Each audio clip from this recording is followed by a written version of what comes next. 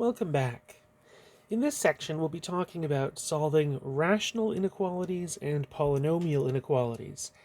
If you'll remember back in Chapter 4, we'd already talked about solving quadratic inequalities. And for those, we looked at the graph of our function, the quadratic function, and asked ourselves the question of where was it above or below the x-axis. Same sort of thing here if we're thinking about any kind of a polynomial function or any kind of a rational function. If we're looking to solve where is that function greater than 0, then we're looking for all the intervals where f of x, where that function is above the x-axis. Or if we're looking for where it's less than 0, well, that's the intervals where the graph is below the x-axis. And if we're looking for greater than or equal to 0 or less than or equal to 0, then we would also be including those points where we're at the x-axis. So as an example here, I've got a function f of x and I've graphed it below. And we're looking to solve these inequalities. First off, where is f of x less than 0? So for less than 0, this is all the points where we're below the x-axis, but not where we're at the x-axis. So the only places where we're actually below the x-axis would be in this little part of the graph that I have here, which are the values of x between -2 and 0. So for part A, my solution would be the interval from -2 to 0. If we're thinking about part B, which is now looking for us to be less than or equal to 0, so in addition to all the spots where we're below the x-axis, we're also going to be including the places where we are at the x-axis. So that means that we'll be including 2, we'll be including 0, and we'll also be including that single point x equals 3. So if I wanted to specify that in interval notation, I would say that this would be the interval from -2 to 0, including the -2 and including the 0, so square brackets. And if I want to include just a single point, 3, then that's the interval going from 3 to 3, including 3. So there we go. I've specified in B that the solutions for f of x less than or equal to 0, those would be everything between -2 and 0, including the -2, including the 0, and that single value 3, which I write as the interval going from 3 to 3, including the 3. All right, so that's part A and B. C, if we're looking for f of x to be greater than 0, where are we above the x-axis? There's 3 little parts here. There's everything to the left of -2. There's everybody between 0 and 3. And then there's everybody after 3. I have to make sure here that I'm not going to be including that point 3, because here in C, we're looking for where are we greater than 0. We're not including any points that are actually at the x-axis. So then for my solutions for C, it would be everybody from the far left up to -2,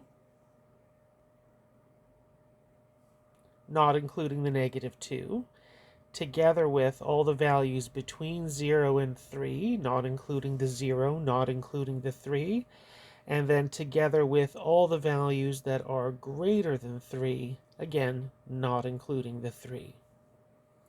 And so these would be all the values where f of x is greater than 0. In D, if we're looking for greater than or equal to 0, so now in addition to those spots where we're above the x-axis, we're now including the spots where we are at the x-axis, so we would be including the 2, negative, the 0, the 3. So that means that in D, the interval we would have would be everybody from the far left up to and including the -2, so square brackets. And that second part is actually one big interval now, instead of having one interval from 0 to 3 and another interval from 3 onwards. Because we're now including that point 3, then I can really say that that second interval is just all the values that are 3 and larger. Or sorry, 0 and larger, rather.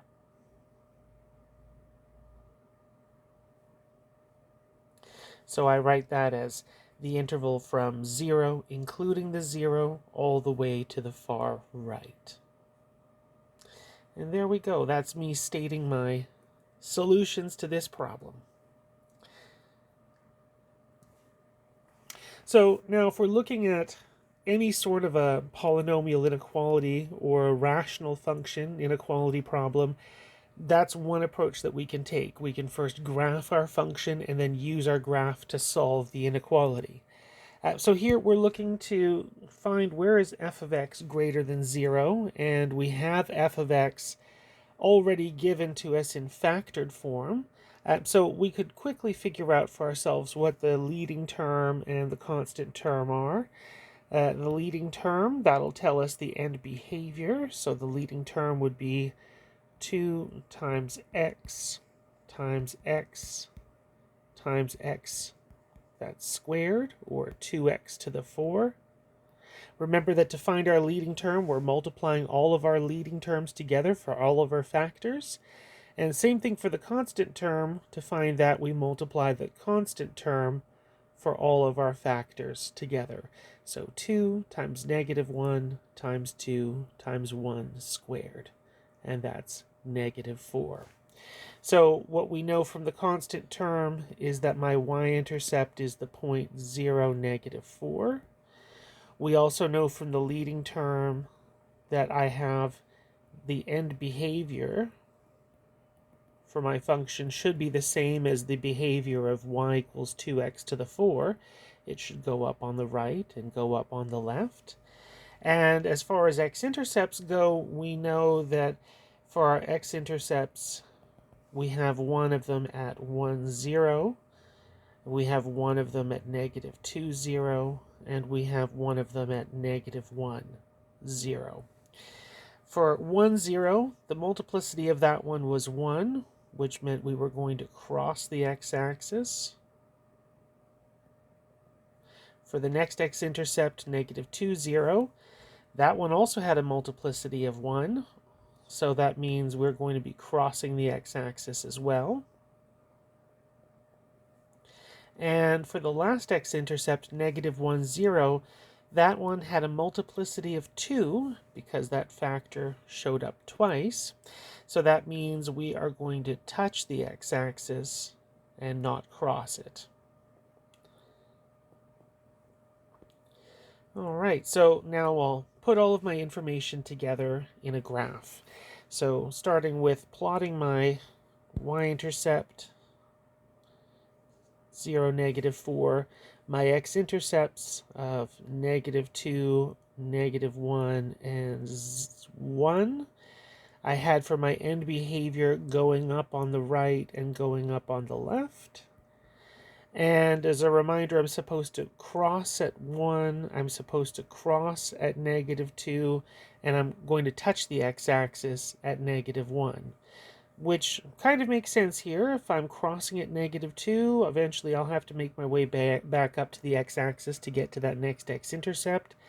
And at negative 1, I'm supposed to touch, not cross, which makes sense because I've got to make my way down to that y-intercept.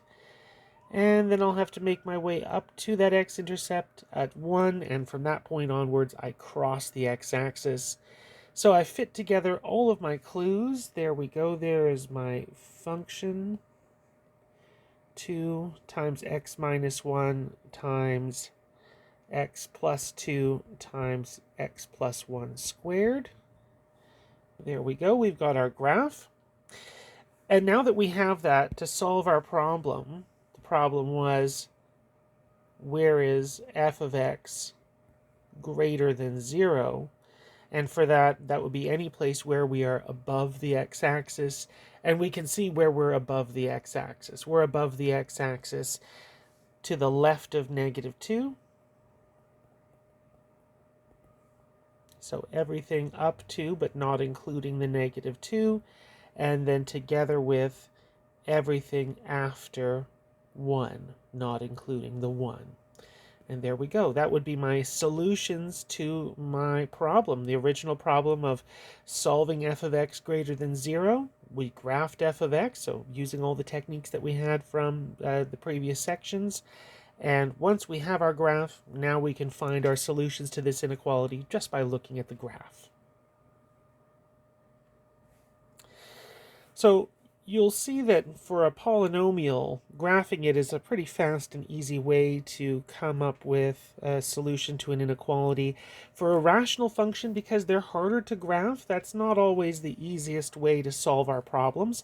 I will do an example here where I graph a rational function and then I use that to solve an inequality, solving where g of x is less than or equal to 0. G of x, just if we were to factor that out, the numerator factors as x minus 1, x plus 1. And nothing cancels, nothing simplifies here any further, so we can see right away that there's no holes. Also, the degree of the top is greater than the degree of the bottom, so that means that there's no horizontal asymptotes. We do have a vertical asymptote of x equals negative 2. That's from that denominator of x plus 2. We also can see that there's two x-intercepts. Remember that a fraction is equal to 0 when the numerator is equal to 0. And here, that's when x is 1 or x is negative 1.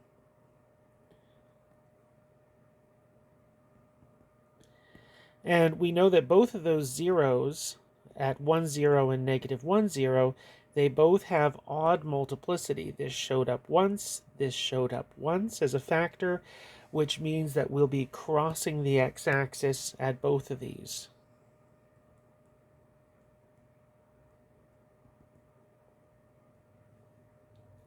The other thing that we can also find out is that our y-intercept, that would be the y value we get when x is 0,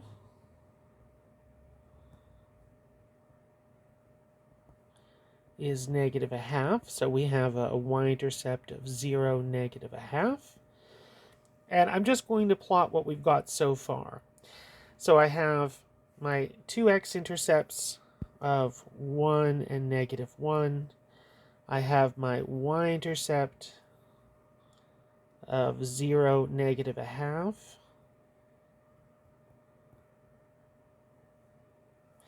I also have a vertical asymptote, x is equal to negative 2. Make that look a little bit more like a straight line and a little bit less wiggling. Well, that's as good as I can do freehand. There we go. Don't forget, of course, to label your vertical asymptote with its equation. There we go.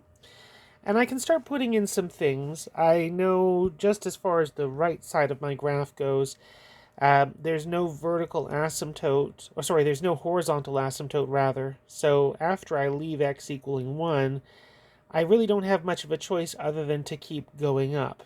Because if I were to go down, that would require another x-intercept, which I don't have. I'm also supposed to cross the x-axis at 1, which makes sense. I've got to make my way to that y-intercept somehow. And then I have to make my way up to the next x-intercept at negative 1. And I'm supposed to cross the x-axis there as well. And again, it makes sense to imagine that I should be going up to that vertical asymptote, because if I decided instead to go downward, I would need another x-intercept, and I don't have one of those, so that means the only option is I keep going up. So that takes care of part of my graph, but you can see that I don't really have any information as to what's going on this side of the graph. So this is where I'll need to take a moment to get a test point. I'm going to take an x value of negative 3, and I'll find out what the y value is.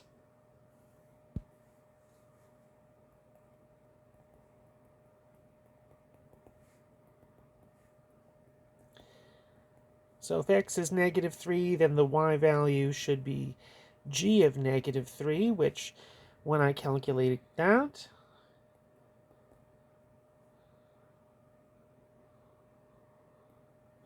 that gives me negative 8.